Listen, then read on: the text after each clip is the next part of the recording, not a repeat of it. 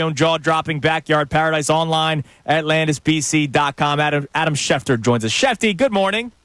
Andrew, Connor, how are we doing this morning? We are tremendous. Thank you for joining us as always. The day after cut-down day, yesterday, 4 o'clock, the rosters had to be finalized. And the biggest surprise for the Eagles, or at least Eagles fans, is that James Bradberry did indeed make the roster. What have you heard about Bradberry leading up to cut-down day? I know there was talks about him potentially being traded or him not making the team, but ultimately he did. What did you hear about Bradberry?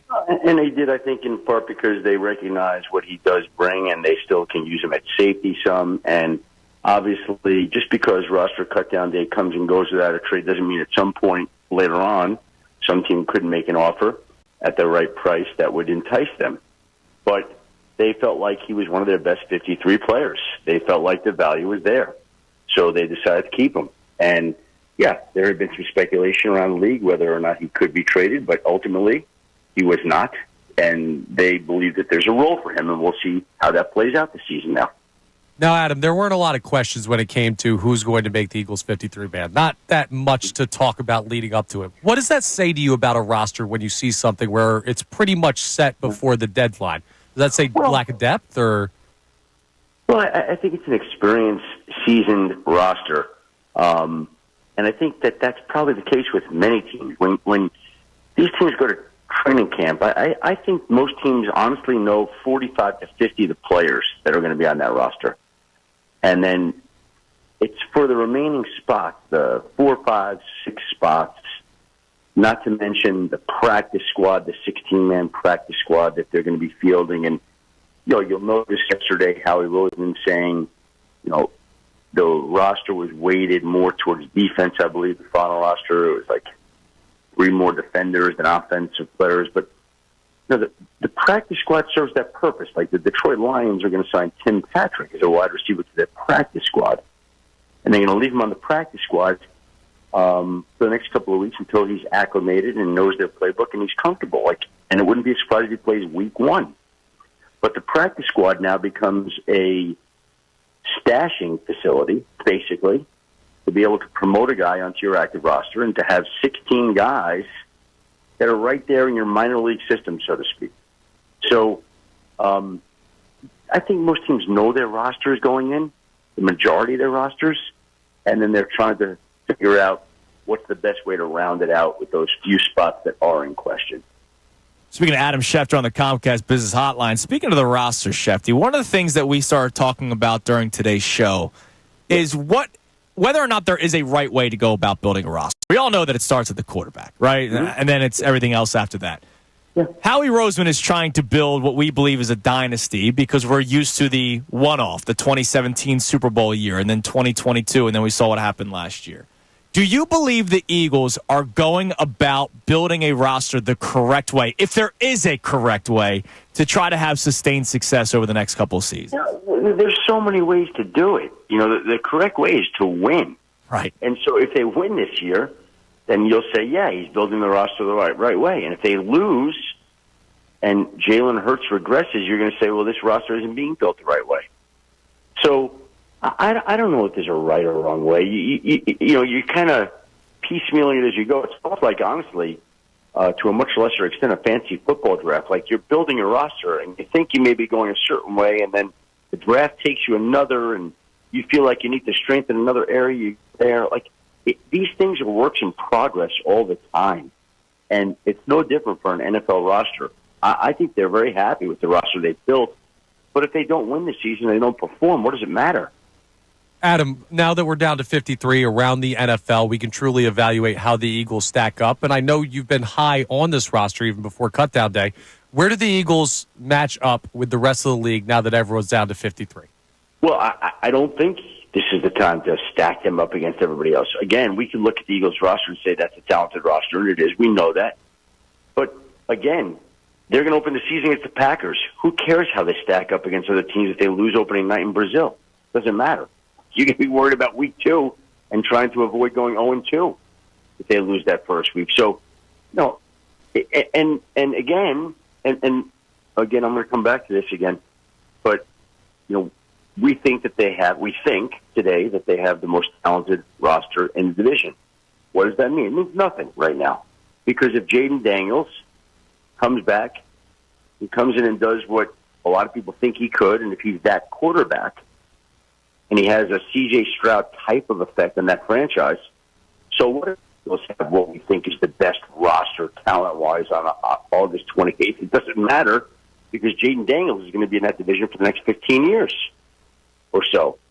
So, again, these things are always fluid, and that's why it's so interesting for fans to follow, for us to talk about, because what we think today might not be the case 3 weeks from now.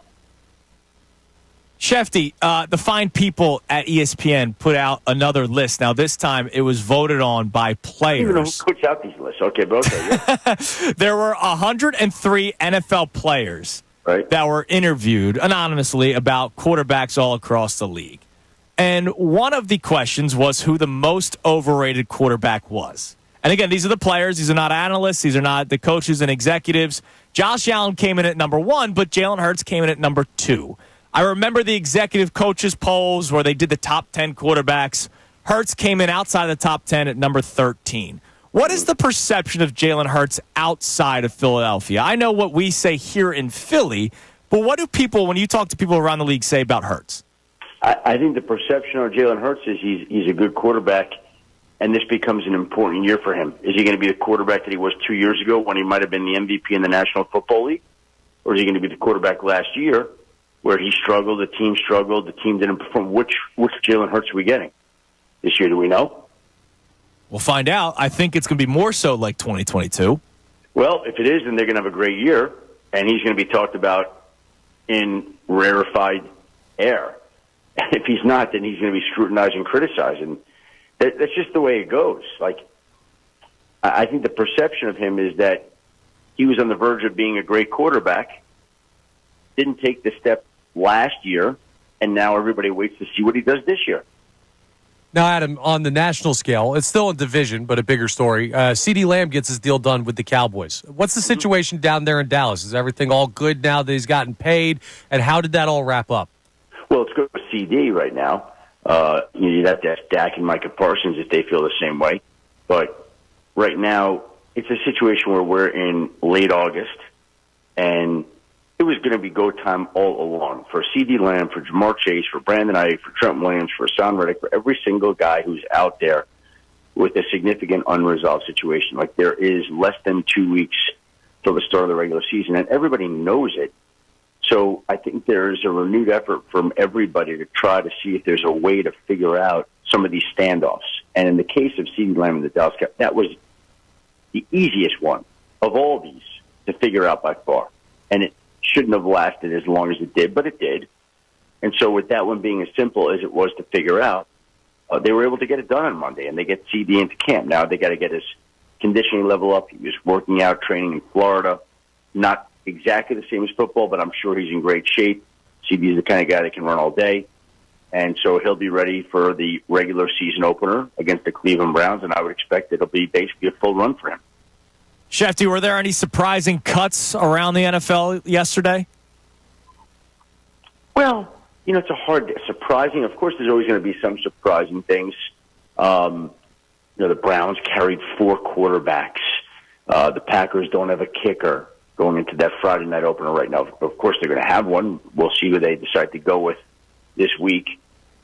And there are things like that that are interesting. I don't know if any of them are overly surprising. I'm trying to think of a guy like, wow, I was expecting that guy to make it. I don't know if there's one of those names that's out there right now that's so obvious to me. Honestly, it's probably more in a local market where people are tracking the back end of the team. I'm not tracking the 50-second guy to know that it's a big surprise. Yeah, I was joking around about this yesterday when the first couple of names started coming out. I was reading some Eagles fans' responses, and it was like, oh, I really thought this guy had a future with the team. And I'm like, there's a reason why I didn't make the roster.